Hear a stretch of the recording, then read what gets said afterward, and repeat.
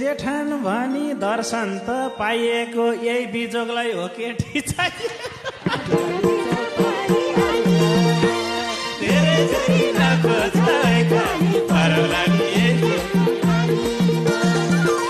उभसी छ बेहुली बनेर मम खैथी ठुली चाहिँ भनेर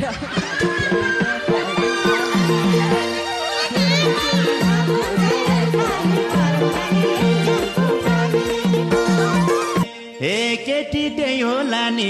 लैजा के बोलेको सासु हुन् ए हैजा माटो काटिन्छ पानी आलीमा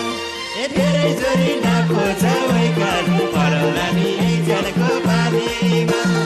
हेर्नी केटा आएका छन् आजै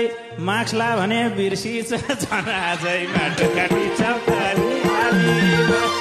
ए म छोरी हुँ बयान भो आमाको के काम भयो यो मङ्गो जामाको माटो काटिन्छ पानी आलीमा ए त्यसै मैले कहाँ गर्छु मन सानो रहेछ केटी उभिँदा झन् सानो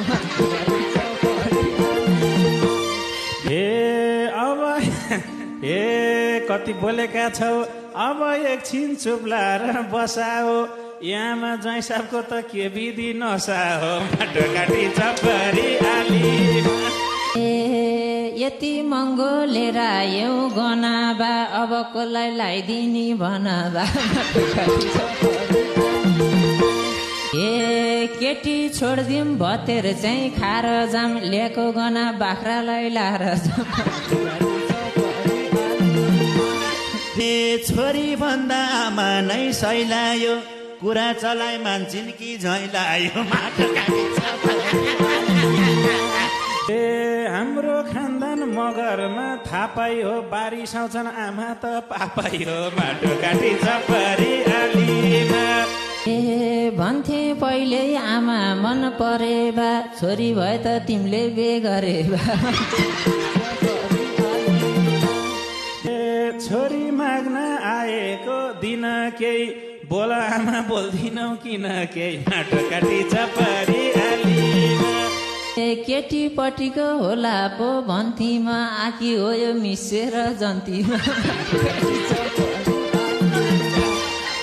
यही सोध्न चाहिँ बिर्सेर बसे ज्वाइँ चुरोट खान्छौ खाँदैनौ नसे ज्वाइँ माटो काटिन्छ पानी आलीमा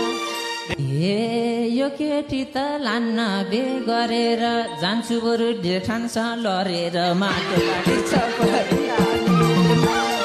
ए बहिनीको बे भएन अहिले नि बाङ्गाटिङ्गा नभई कहिले नि माटो काटिन्छ पानी आलीमा ए मैले पाल्ने हो क्यारे लएर के हुन्थ्यो त बाउवाङ्गो भएर